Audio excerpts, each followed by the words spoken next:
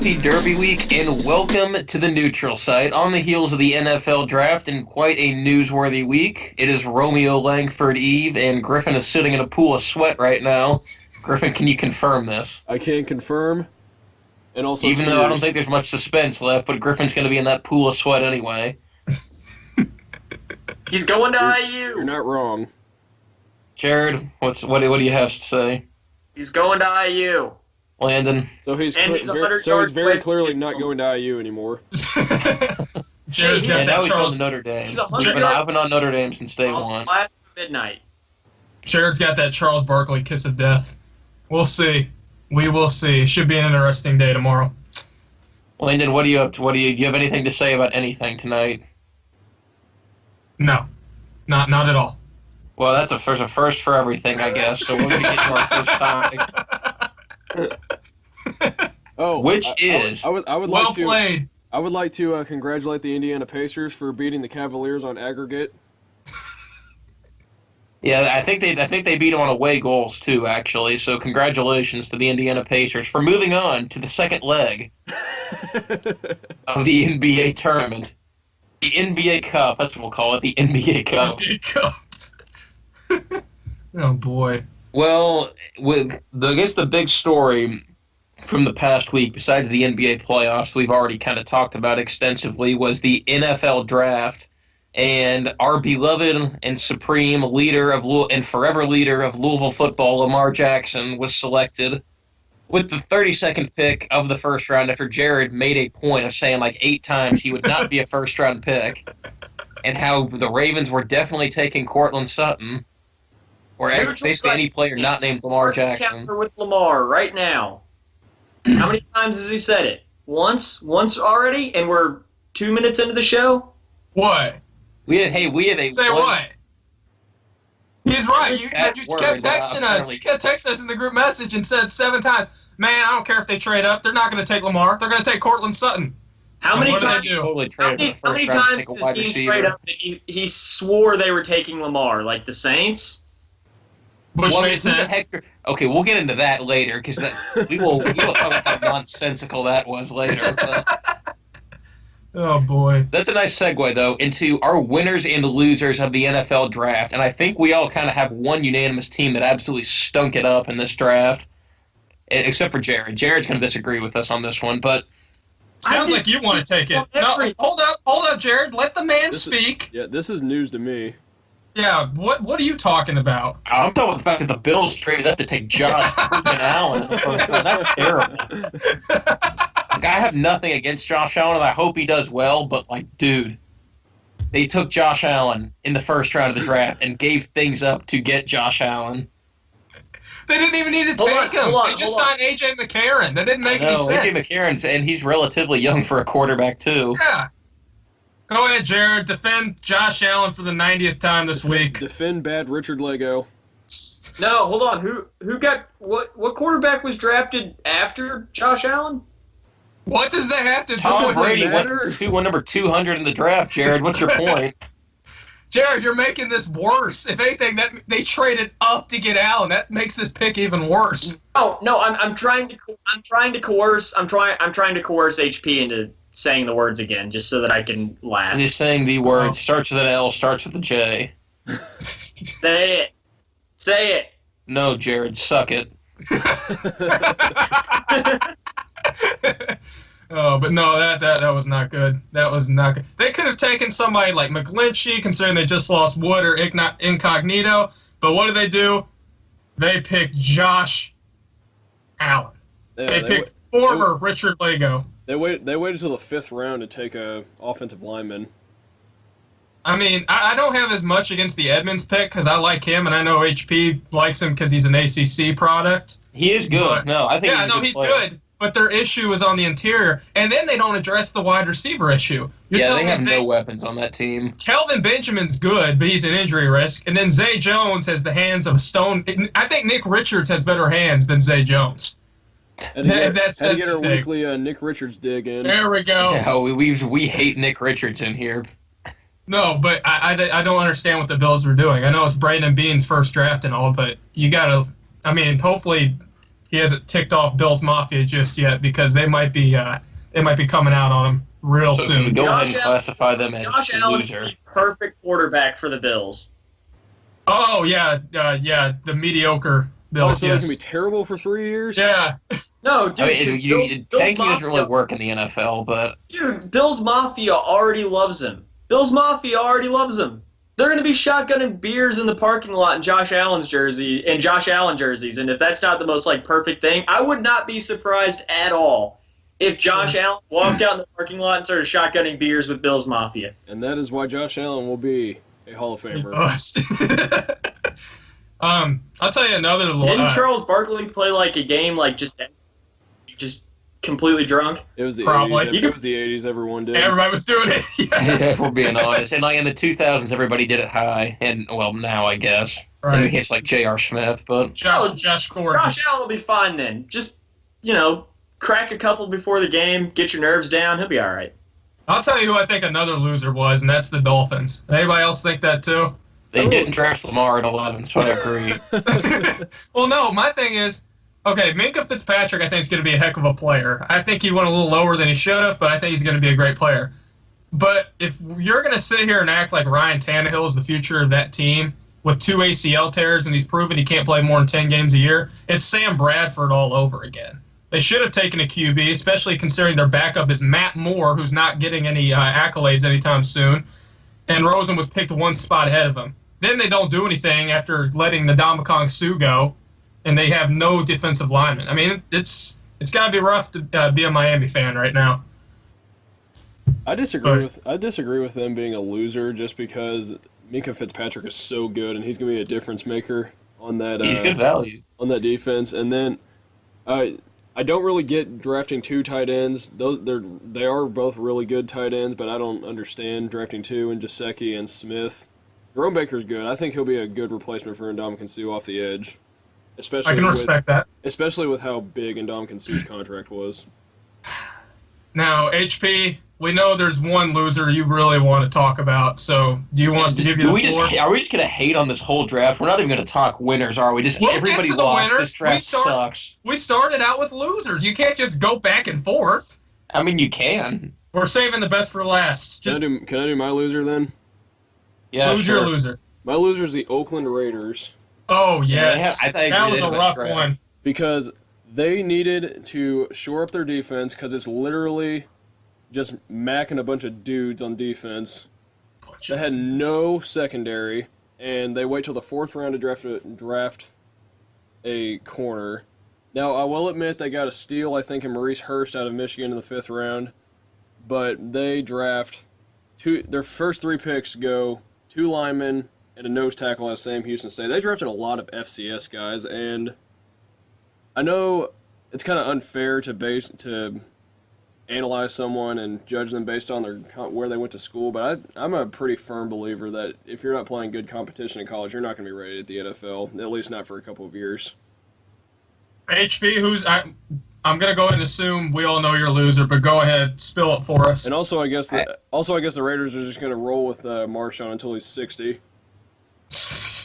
That's fair. No, I have a player loser that I want to talk about, and that's Harold Landry. That poor dude slid so much after being such a good player.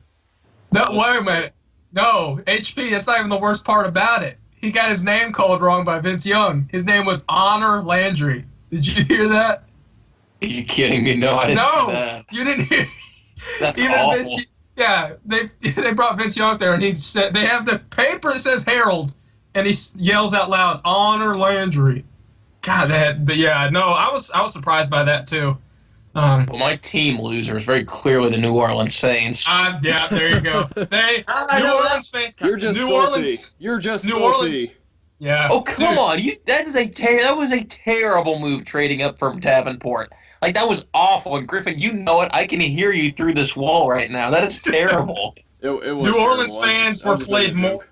Dude, New Orleans fans were played more than a piano at a Coldplay concert, which I is was kind a of lot. laughing. I was laughing because one of my really good friends is he lives in New Orleans and is a big New Orleans Saints fan. But I I was afraid I was going to have to be like brothers in arms with a bunch of Saints fans, and that was kind of scary, honestly. I didn't know if I was ready for that. Moral of the story, HP's a Baltimore Ravens fan now. Hey, I mean... Hey, we'll get to that. We'll get to that. But, I mean, if you look at the Saints draft, I mean, they just hemorrhaged assets for Marcus Davenport, and he might not even be ready to contribute for a couple of years because he's so freaking raw. Right. I mean, one trade alone, like that. High, though. It is. But I mean, giving up a first-round pick in the future, and I believe they gave up a second-round pick this year as well, right? Right. For a non-QB, I mean, that's just a ton to give up for somebody who might not be ready to contribute right away. If it was Bradley Chubb, maybe that would be a little bit more justifiable. And I actually like Davenport, and I think he has a heck of a lot of potential to be a really good player, but I just don't see it. I agree. I do. I agree with you. Jared, who's the one team? Obviously, you're not going to say the Broncos, but who's the one team that you thought maybe didn't do as much as they could have? The Baltimore Ravens. Here's the thing. I'm tempted to say the Ravens. I really am, because just a spite HP. Right. No. I think they had a really, really pressing need at wide receiver for a young wide receiver, because they should have taken that quarterback so they could fill that wide receiver need. That's the bigger one. If you have like enough bunch of weapons and you have a noodle arm throwing them the ball, well, I mean, that's success. That's how you win games. You have Flacco for another year. You have RG3 as a backup, who granted is made of glass, and Lamar was a good pick there. I firmly believe Lamar was a good pick there. But if I really had to pick a team out right now that I don't think didn't as much as they could in the draft, I'd have to say the Buccaneers, because they had the chance to go out and grab they had the chance to go out and grab one of the top two corners in the draft, and they didn't do that. I'm going to disagree with you on that, but go ahead. I think they did a good job of amassing picks, the Buccaneers did. And I think with the sheer volume of picks, they'll end up a winner. Their pressing issue, I thought, was on the interior defensive line, and then they take the best player in defensive lineman in Vita Vea. I thought they were a winner, honestly, because they get picks. McCoy and Vita Vea are going to be unstoppable. Well, don't forget Gerald McCoy. I said Gerald McCoy. I thought you said somebody else. I was going to say. I agree. I think. Yeah. Honestly, I do believe that the Bucs had a good draft. I just think that they could have addressed their biggest need. I mean, didn't they have the worst passing defense in the league last year? One of them. I mean, why not go out and grab a guy like Zaire Alexander and take a D lineman later in the draft or something like that, where you can still get, in the second round, get a guy that's plug and play maybe. I can understand that. Yeah. I think if you get a guy like Vita Vea early, though, I think that can help your pass defense, though, because I think he can disrupt opposing offensive lines for sure. The one, I'll tell you what, though, and I'm not trying to move this or anything, the one team that I keep seeing the most controversial notes on are the Patriots. A lot of people have them as the winners because they got Wynn, and Michelle's a good running back despite the medical problems, but then a lot of people are pretty confused at the fact that Brady's 40 and Brian Hoyer is certainly not the quarterback of the future. You guys think they're winners, losers, neutral? I mean, I'd like to hear your opinion on that, honestly. Well, I really don't know. Obviously, it does make for great sports radio, though. Danny Etling, yeah. I just thought that was there. I kept looking up, the picks, and it just didn't make any sense about not getting a QB. I mean, they're doing what I think every front office would do, and they're milking Brady. They're going to try to get as many titles out of him as they can before his time's up, and I think that's just what they're doing right now. They're just trying to fill the spots that prevented them from winning a title this year, and I think I agree with Griffin. I think Jared was actually on this first on a Friday night. I think you just got to milk it. You just got to milk Brady. Thing he hasn't had since he was a young player, and I'm talking like 2005, 2006, when he had a decent running game, so he didn't have to throw the ball 50 times a game. Because as he gets older, I don't think you can rely on him to throw 50, 55 times a game like what they have him doing now. So building that run game will extend his career, sort of a la Peyton Manning at the end of his career. And I honestly think it's a good move, building up the O-line so he doesn't have to run, whatever. Sony Michel, I think it's a bit of a reach. I mean, he can catch passes. He can, he can obviously run the ball. I don't think he's the best quarterback for that or the best running back for that system, but he's young. He'll be there when Brady's gone. I think it was a solid pick. It's the Patriots, though. It's a bunch of dudes around Brady. Yeah. Can we talk about how Braxton Berrios is literally the perfect pick? Well, hey, I had him as a sleeper last episode, so I think the Patriots heard me. They heard like half my prediction, and the other half was taking Lamar, and they didn't come through for me on that. All right. Oh, well. Hey, but speaking of good moves, let's talk about some of the winners. This should be good because we all know who HP is going to pick again on this one. But before HP goes into depth about how Ozzie Newsome is the second coming of God, Griffin, who's the winner that you had? My winner is the Green Bay Packers. Because completely agree. You want to shout out Jair? I like it. I am going to shout out Jair. You're welcome. The Packers had an obvious need in a very, very depleted secondary and their entire defense, really. And they knew that they didn't really have to help Rodgers as much because he's Aaron freaking Rodgers. He doesn't need that much help. So they go out, they get two of the four best corners in this draft in Jair Alexander and Josh Jackson. And then they get a steal, I think, in the third round in Oren Burks, a linebacker out of Vanderbilt. That's someone that can play next to Clay Matthews right away and then eventually learn under him and take over. So they have another leader on that defense. So, and I think the Packers just set themselves up for Super Bowl runs in the next 3 years, however long Aaron Rodgers is with them, because they saw their needs and addressed them right away with the best available players. Jared, you said you agree. Do you want to add on to that, or you got a different winner?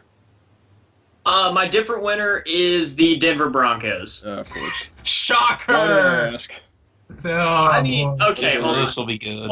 First of all, they got the second best player in the draft in Chubb at the 5th overall pick, which is an absolute steal.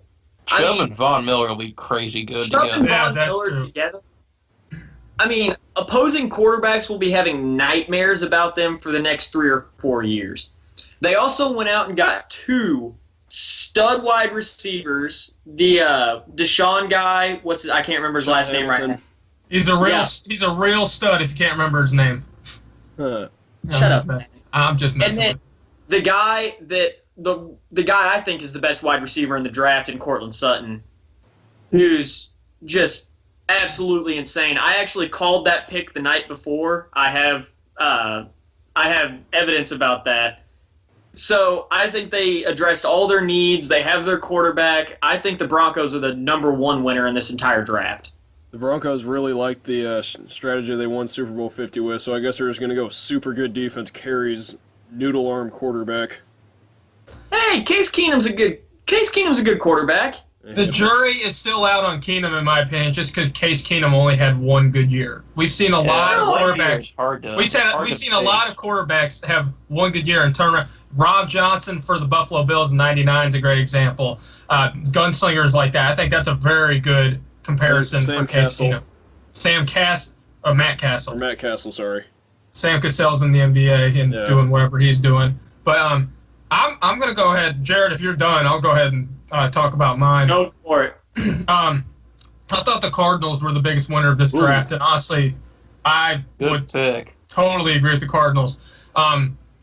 Obviously, the top pick and the not mistake, according to his own words, Josh Rosen. That's a great pick right there. I understand that a lot of people don't think he's going to be the first. He's going to be starting, but I think that's crazy. Bradford and Glennon are not the long-term solutions. Rosen's the most quarterback pro-ready out of all of them. And then the pick I really, really like was Christian Kirk in the second round. I think he's a great opposite. He's a great on the other side, the aging Larry Fitzgerald. He's the kind of receiver that gives a bounce to that passing game, as he has great hands, but he can definitely turn on the Jets in the open field, and you can put him in the slot. And then they needed an interior lineman, and who do you go out and get? Mason Cole. I thought they did great, and I really think they set themselves up, especially since the NFC West is the Rams are starting to propel themselves up there, but I think the Cardinals keep doing what they're doing, and the pick with Rosen, they've got a good shot too. But HP, Go ahead. we know All right, I guess this is time for the big reveal, I guess. God save My us. pick for the winners of the draft is the Indianapolis Colts. Oh, Wait a minute, what? Wow, What? wow. Whoa. I'm just messing with you. I'm picking the Ravens. All right, go ahead. And Pick- this is Start the why I am counter. going to pick the Ravens, to be a complete homer and at the same time try and justify this. I, So the ahead. Baltimore Ravens did a tremendous job of trading down in the first round, and they still got themselves a potential franchise quarterback in Lamar Jackson. And Jared, don't try and disagree with me because you like Josh Allen. I've literally stated that I absolutely love Lamar Jackson as a prospect. He just needs to wait a little bit. Like, he just needs to get his fundamentals in order, and he'll be fine. So don't even try to say that. I literally told you I'd take Lamar Jackson over Josh Allen. And I could see like Jared's eyes starting to roll whenever I said the Ravens, but I like what they did. I think they got really good value in the third round with the tight end Mark Andrews out of Oklahoma.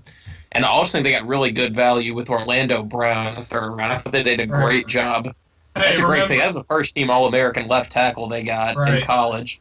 HP, remember, last time Baltimore took a tight end in the first round, his name was Todd Heap.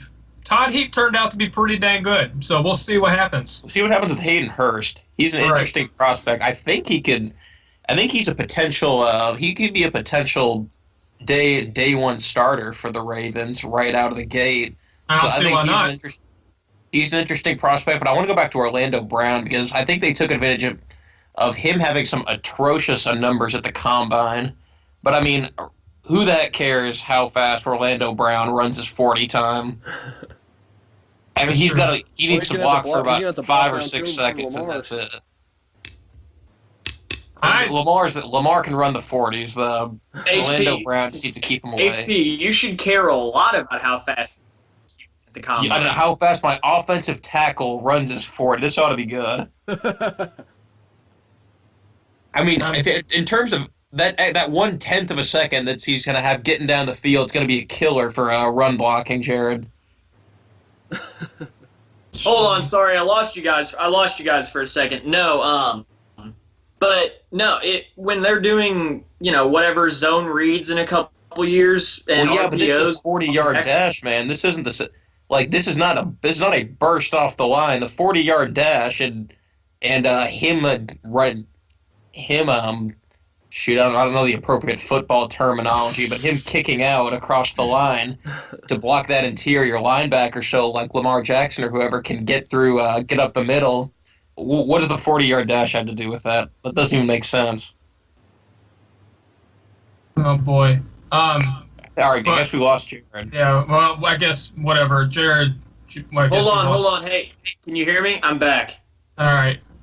I'll tell you what, though. Let's just end it on this. I agree with HP. I think Orlando Brown's a good pick. I think the Lamar pick is genius, not just because it's Lamar, but that gives him future financial flexibility not to throw money at Flacco if he underachieves because they finally have a quarterback option instead of underachieving. 5-year contract for Lamar. That's big if he ends up being good. It's good. I It's just- gonna be I weird just- to see how they adjust from Flacco to Lamar though when that transition inevitably takes place because they're literally the polar opposites.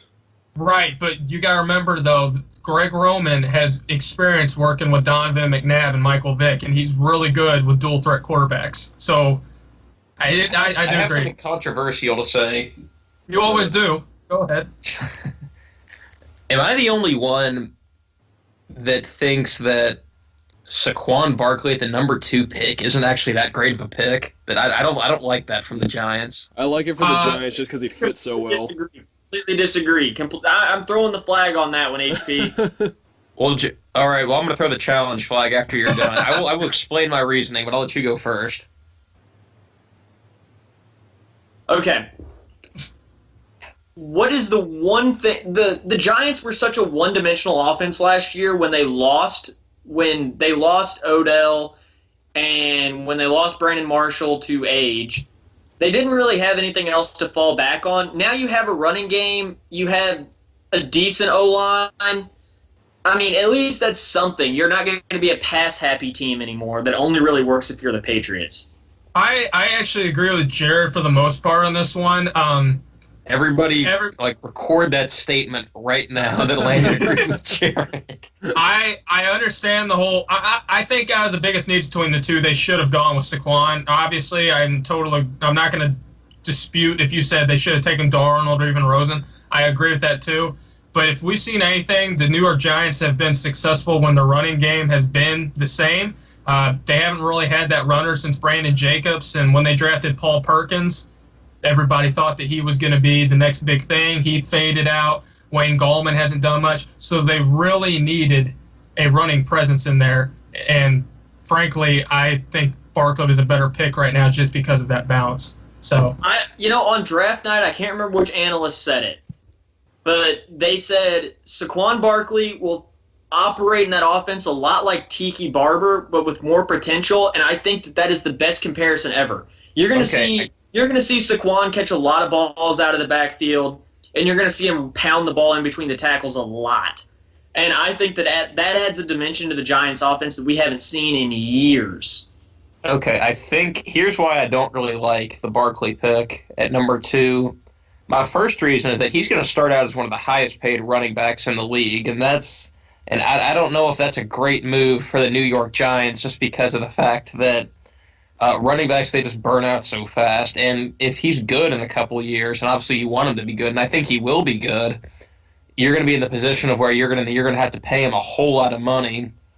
Whereas I think if you invest that pick in a quarterback, I think that money was worth the investment a lot more. And the other thing I don't like about that pick is that I don't know if Barkley and the rest of the team really on the same timeline, because I don't think they're winning anything as long as zombie Eli Manning is still the quarterback there. I can understand about running backs are going to peak when they're like 22, 23, 24 years old, because that's just such a brutal position to play in the NFL. And I almost think that's kind of that you would have been better served to have a quarterback there just because of the fact that Barkley's best years could very well be when you're not very good, whereas opposed to a quarterback or a wide receiver like Odell Beckham Jr., those are guys that are going to mature and get better over time. So I think they would have been better served to trade down for somebody who could have given them a haul for Saquon Barkley. Yeah, no, that's definitely a fair argument, especially considering the Eagles aren't getting any worse. But no, I think it's a very good argument. I think if you get that franchise quarterback, or if you at least trade down and get more picks, you can improve in a lot better places, or more places at least. But that definitely shows that Gettleman's definitely got a lot of trust in Eli Manning, even though, I mean, they didn't even go out and get a backup quarterback. Yeah, they did. Or no, they did in the 4th round. Okay, but is Lulette really going to be the future of them? He could be. That's what they said about Geno Smith and Austin Davis. I mean, you never know. Yeah, that is very, very true. Very, very true. But, oh well, Griff, before we cut out on this and go to our next segment, what did you think about the Colts real quick? It was just a really weird draft, honestly.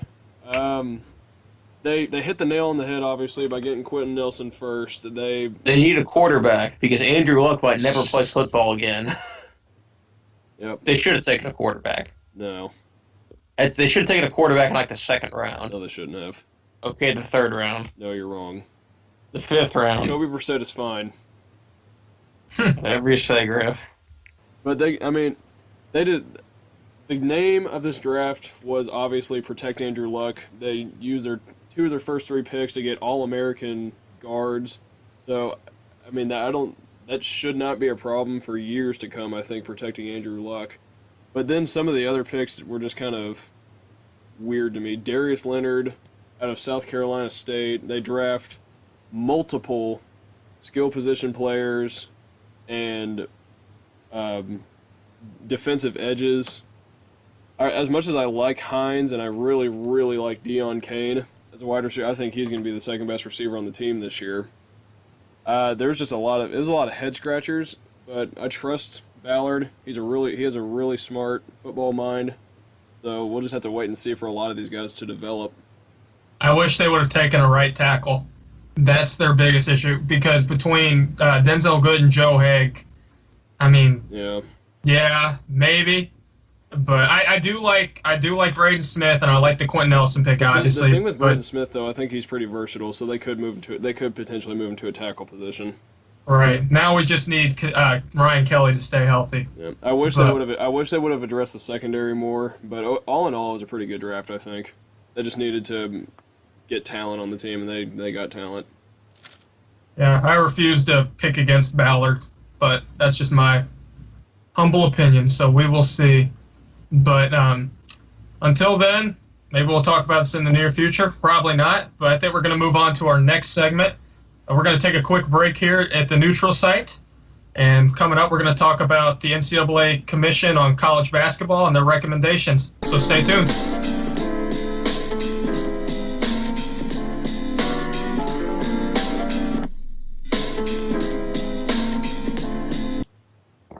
Welcome back to segment 2 of the neutral site. And on Wednesday of last week, the NCAA's committee commissioned by Mark Emmert, led by Condoleezza Rice, to study proposed rule changes to make the NCAA sport cleaner, I guess, and in response to the FBI investigation, released their findings and quote-unquote results.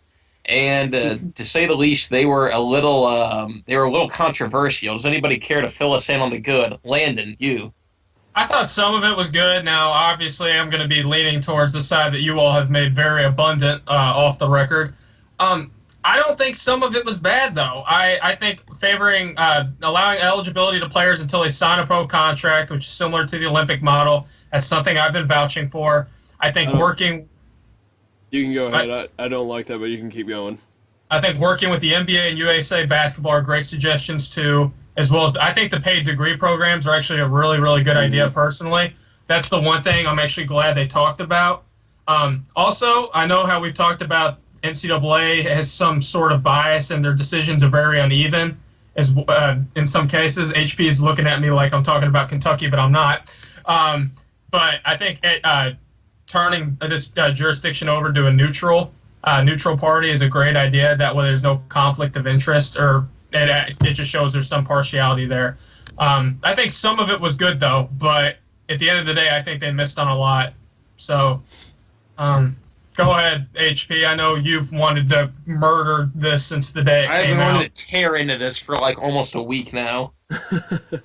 Well, Go ahead. here's my problem with my whole problem with this commission was that it was commissioned by the NCAA. So the first things first is that this is not impartial at all, and they were going to say what they wanted to say within the parameters that the NCAA gave them, which did not address the central issue to this. And I think that's the big issue that I have with these entire findings, is that college athletics, it's not. I think a pretty good tweet or a pretty good story I saw. I can't remember who released it, but they said that nobody's in power is acknowledging that college athletics, it's not 1947 anymore, and this has stopped being amateur athletics for a long time. And I think one of the quotes that stuck out to me from the report was that I believe Condoleezza Rice said if the student athletes, in quotes of course, the quote-unquote student athletes are not allowed to seek counsel about entering the NBA draft and managing their careers and whatnot legally, they'll find other means to do it. Now, that just blew my mind. So I was thinking, okay. Let's look at it from this perspective. So if they're going to look to seek counsel on their careers, quote-unquote, improperly through NCAA, with regards to NCAA bylaws, are we just going to pretend they're not going to seek to be, get paid and make money through less than legal avenues? And the NCAA just butchered this. I'm not a massive pay the players guy. I don't think that necessarily is the fix for everything. But at the same time, I think it's wrong for kids to not be able to profit off their likenesses, because the NCAA is basically just stealing that from them and making money off of it.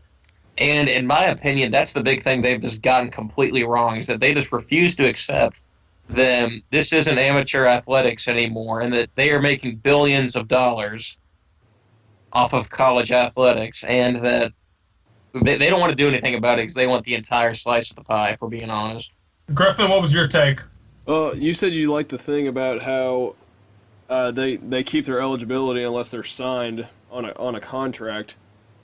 And yes, that works. I think that on paper that sounds really good, but if you get into the logistics of it, that just does not sound. doesn't make any sense because if you're waiting until draft day in June and you got guys like Dangadell, for example, and he's a guy who could get drafted in the 50s, he could go undrafted. And if you're sitting around waiting on him to come back, that's too many scholarships that are out in limbo, and it just puts so many teams and coaches at a disadvantage. And, No, I can understand that. and My big perspective of looking at it is from the student athletes. If a lot of these people, they don't come from the best backgrounds, they need a quick buck, they need to sustain themselves in college. I'm talking like autograph sessions where they can make a profit on their own name. I'm just talking about that, but I totally understand your point. I think you make a good point there. Well, I think that that's a pretty easy fix, though. I really don't think that that's a hard fix. Because, look at Michael Porter Jr., who's going to be at the very worst, a top 10 pick this summer. NBA teams already have a pretty decent idea of who they're going to draft. So if you put the draft, I don't know, sort of like what baseball does, in the postseason, so put it in March. But Jared, this is more from the perspective of people that are on the border. The commission doesn't need to worry, or the NCAA doesn't need to worry about top 10 guaranteed first-round picks. This is more from the borderline, like the Dangadells, like the may get drafted, the may not, the Ray Spaldings, the P.J. Washingtons. the Juwan Morgans. This is Juwan Morgans. Yeah. But if you put the whole draft in March or in April, that's not going to interfere with signing days. It's not going to interfere with the scholarships because you already know who's gone and who's not. The NBA would never allow that, though, because it interferes with their scouting. Right. Totally agree on you that can't one. do a combine or anything at that point in the season, which that would make it really hard. And plus, you don't really want that stuff going on during the season because then, players are not going to be given it at all during their season because they're going to be a lot more worried about maybe a combine. I don't even know if you could do a combine then. Mm-hmm. No, you have a hard time. The combine would be essentially your tournament performance if you make it there.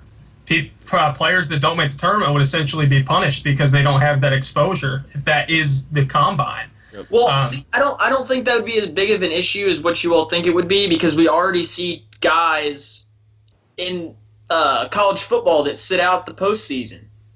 I know it's only one game that's a week, but just off the top of my head, big-name guys that have sat out their bowl games. But why would the NCAA want people to do that?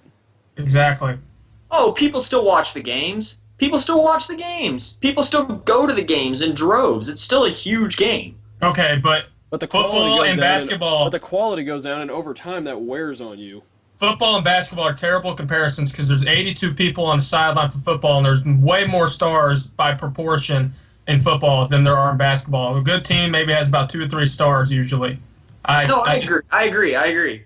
The one thing from this commission that I want to talk about the most, that I feel is the most important, is the elimination of the one and done rule. Oh boy, this should be good. Go ahead. Landon, you mentioned this a second ago, kids that come from not so great areas that just want to make a quick buck. They're already going to Emmanuel Mudiay, Ferguson, guys that go overseas right out of high school just so they can make money and still get drafted high. I think, like I said a second ago, NBA teams already sort of know who they want to draft, scout. The season has its risers for college basketball, guys like Buddy Hield. But your number 1, number 2 picks have, since the inception of the one and done rule, have all been freshmen. I don't think anyone that was a sophomore or above has been drafted top 3 since the inception of the one and done rule. Evan Turner, Victor Oladipo. Yeah, Cody. Oh yeah. I forgot about that. No. You're right though. But at HB, I'll let you have your opinion after this. But I think eliminating the one and done rule, and this is going to sound weird, but hear me out. It is a lose-lose. Here's why. Oh, totally disagree on that. I know you do. I know you do. That's why I'm letting you have your own opinion after this. But so we're going to bring back the very system that was eliminated back in the mid-2000s.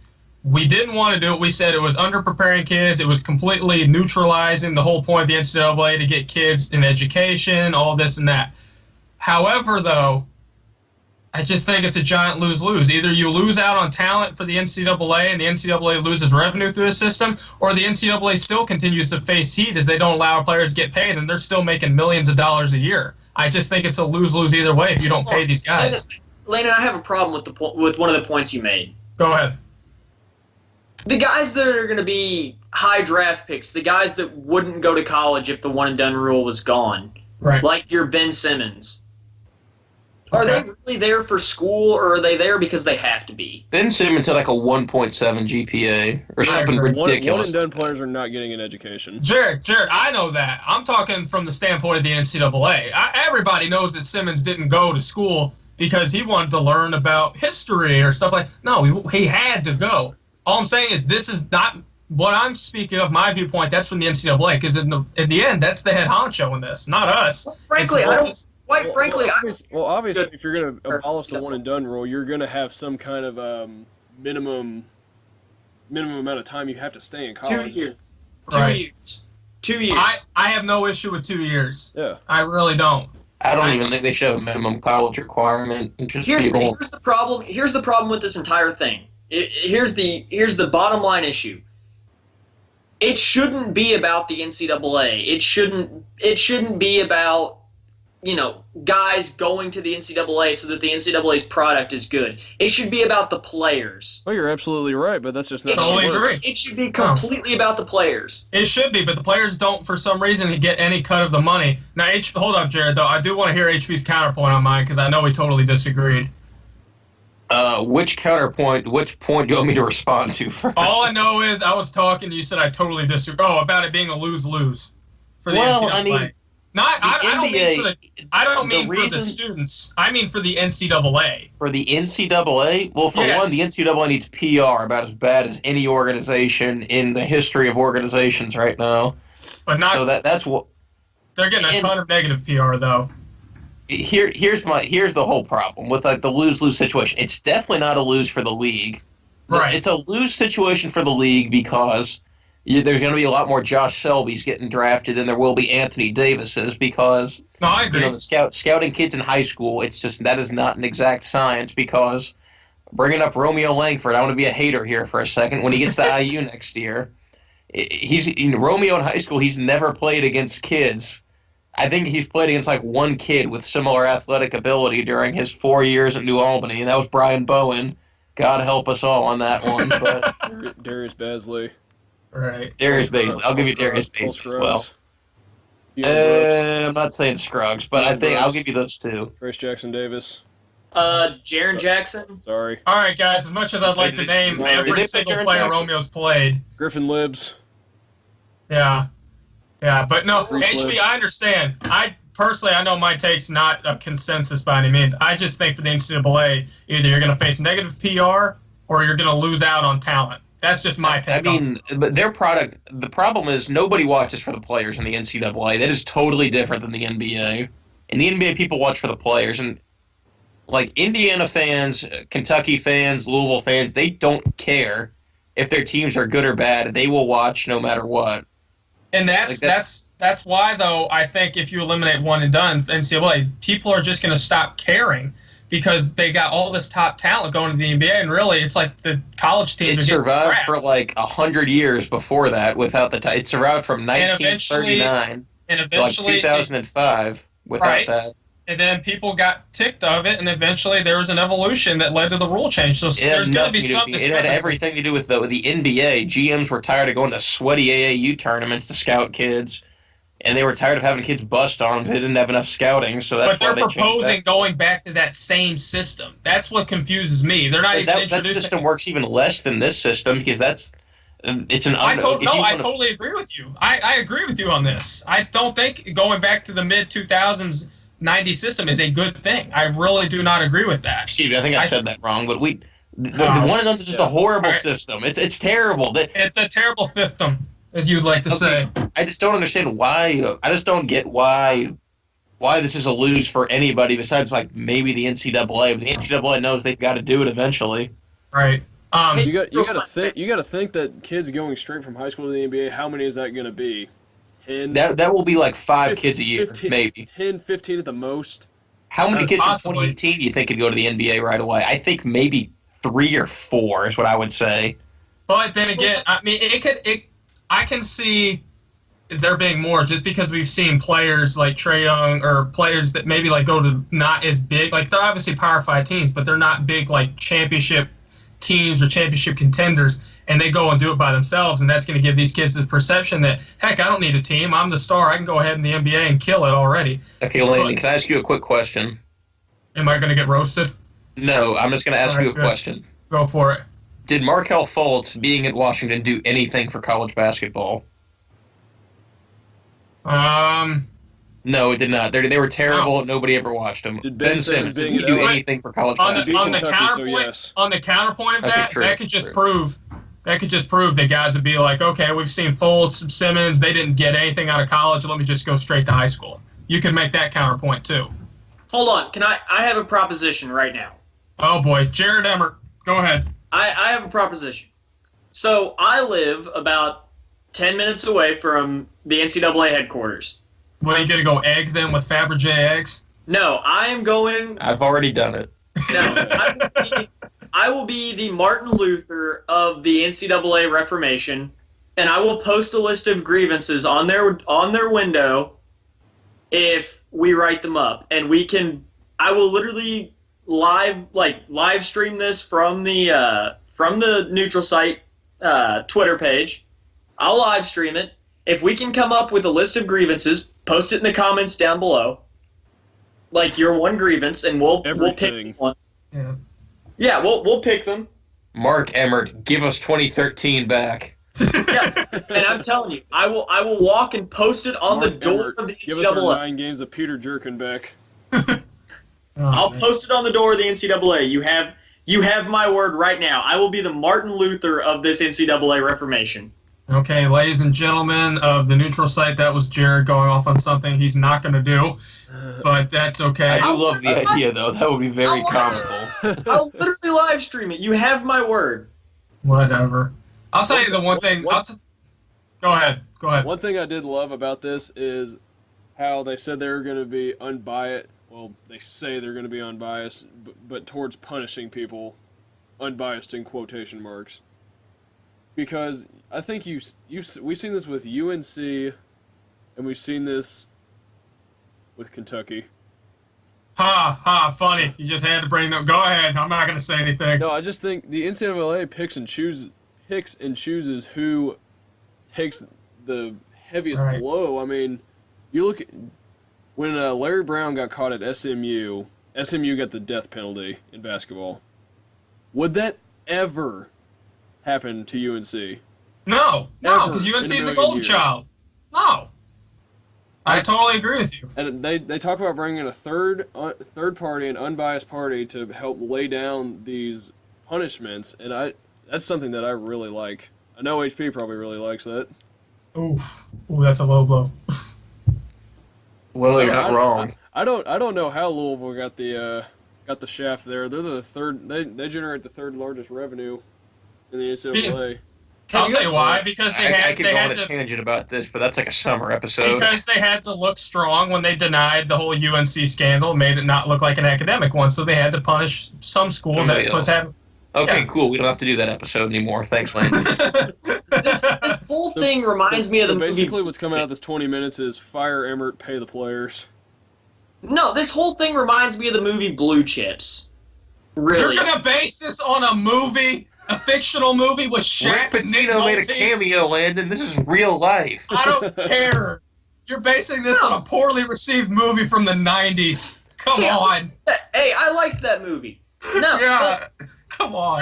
The NCAA only looks strong when it's a program that doesn't matter, or they feel like they can just sort of target. Yeah, Louisville doesn't matter. Listen to what I'm about to say. HP. Listen to what I'm about to say. I don't listen to I go to Point Butler for Fools, University so Griffin, I'm going to disregard that. No, I go to Butler University in Indianapolis. All right. Rats. If we did the same thing that U of L did, we would not have a basketball team right now. in all sincerity, we would not have a basketball team. Okay. I'm just going to stop you there. You need to, please, do not What speak did on that this have issue to do- anymore. Let's That's all I stop have to poking the say. bear. What did that have to do with blue chips? What did that have to do with Just blue made chips? the Hey, yeah. reference and ran with it. God. Oh my gosh. Okay. Let's stop Before we poking go, the bear. yeah, let me say something that doesn't involve a '90s movie that was poorly received. The one thing, Jared, that might be the funniest moment on the show yet. But the one thing that made me mad about the NCAA is they tried to make this a moral issue. That's the one thing that really frustrated me. I mean, you're really going to make it a moral issue? So we think this is a moral issue. Okay. It's all about the education. It's all about they get health care, they get tuition and other benefits. And it sounds like a full-time job. You know what else you get with a full-time job? A salary, a wage, you get something. And guess what? You can't call it a morality argument when every part of the public is calling you out for exploiting these players' talents, because without them, you wouldn't have a single penny. So you can't make... Oh, boy. Yeah, Jared. While I agree that may have been the funniest moment on the show thus far, the funniest moment is yet to come, because I will be Martin Luther and nail my... You still have to get your head shaved, so... Through the door. Yeah, you still have to have your head shaved, so let's start there first. Yeah, Jared, you still have to do that. And you still have to get a tattoo for the fantasy league, which you haven't done yet. Everybody at home, Jared says he will do things, and they usually don't happen. Oh, no. But, like, okay, would you guys even be against, like, I know I'm going to catch heat for this because they're called the Kremlin, but Calipari suggested a monthly stipend, or he suggested a stipend for these players, about $5,000. Is that something that you all would be against? I would be against that just solely based on the fact that if you do Calipari proposed it. If you do it for the big schools, you have to do it for everybody. And obviously, Indiana and Kentucky and Louisville are going to be able to pay more than teams in like the SWAC and conferences like that. So I agree. I think the way to go with this is just be able to use their likeness. Like, Indiana should be able to sell a number 13 Juwan Morgan jersey, and Juwan should be able to make a little bit of money off of that. I don't think you give them a salary just because that's just another recruiting tool, and it makes basketball there's less parity in basketball because of that, because some schools will be able to pay more than others. I mean, they bombed it on that one. I think they need to be able to use their likeness. They need to be able to use their name themselves to make money. I agree. The one thing that bothered me, it wasn't even so much an action or a policy as much as a statement. So when Condoleezza Rice was taking questions the day this came out, I can't remember who the reporter was, but they simply asked her, they said, well, it doesn't seem like you guys have looked at the money issue. How come you haven't? Condoleezza Rice literally comes out and says, well, we could have, but we didn't. This is one of the biggest issues, the improper benefits. If this FBI probe is even half accurate, it's one of the biggest scandals, not just in college basketball, but in college sports ever. So you're not going to take It's the biggest scandal, yeah. Yeah, it's how in the heck do you not even take a look at this? Like, one of the rules is like require coaches, athletic directors, and university presidents to certify annually if they conduct.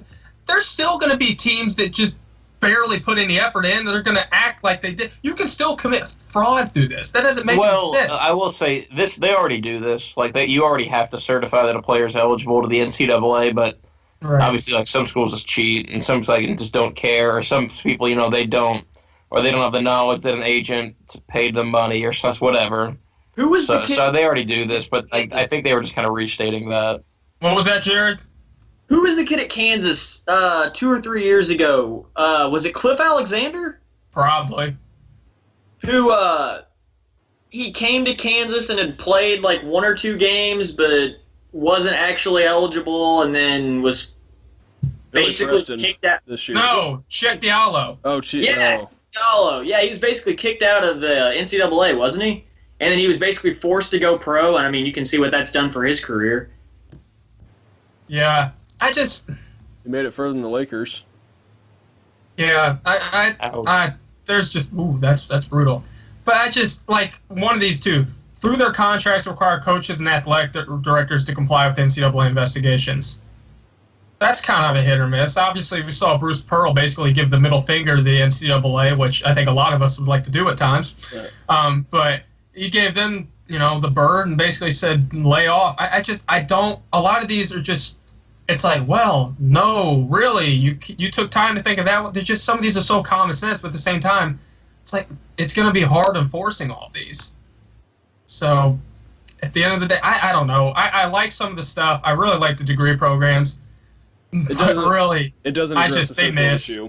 No, it doesn't at all. They've really missed. Especially, if you have to talk about the money one, you have to talk about it, and you don't. It's the NCAA being the NCAA. They're trying to push it aside for whoever has to deal with it next, whoever the next president is, because Emmert appointed this commission. And this is me being unbiased, because I know he screwed UK over a few times, but I speak from what I've seen with North Carolina, from Louisville. Even IU. He sure has screwed UK over a lot. Ouch. That's just they've been getting killed by the NCAA, haven't they? Well, we didn't do what you all did, but that's not. Well, we don't know that yet. That's true. You don't know that U of L was just stupid enough to get caught. Right. But, wasn't there a report that came out that Bam got like $10K or something like that? Everybody was getting paid. Okay, that's enough on that issue. Jared, everybody was getting Kevin paid. Knox got his hat meal paid for. Yeah, Kevin Knox got his hat meal paid for, and apparently a lot of Rick, people. You're not exempt either. Yeah, the bad loan for Bam at NC State, Jared. I don't know if Butler's paying for guys, because Butler's just, I don't know if Butler's like in like the pay for guys tier, but they're paying for Paul Jorgensen. I hope we're not paying for guys. God, they need to take a pay cut if we are. Kamar Baldwin was paid $5K. Oh well. He might be the only. He's probably the only player on the team right now I'd pay for. What about Keelan? Keelan's gone. He graduated. Well, should have paid to keep him. Investment.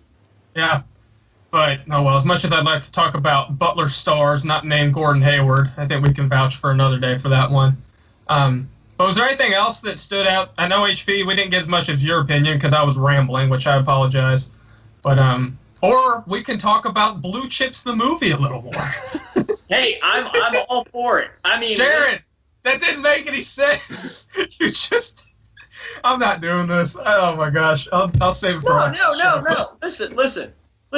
The NCAA is like the Blue Chips movie right now. Literally, everybody's getting paid, and then we're just waiting for the NCAA to find out about it, and then we get to hear all these stupid excuses from college coaches at the end. Okay, in the words of Griffin Lives, I'm losing brain cells right now. I think we've covered this, but time to close it out. I think it's time to close it. I'm going to close it out with a quote from Coach Carter that if you do not take Magnum Moon in the Derby next week, you're going to lose some money.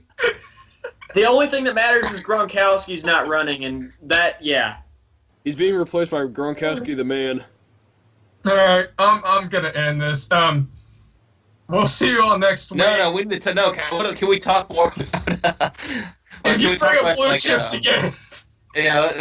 Anything that has to do with any stupid movie quotes that we can talk about and drag this out even longer.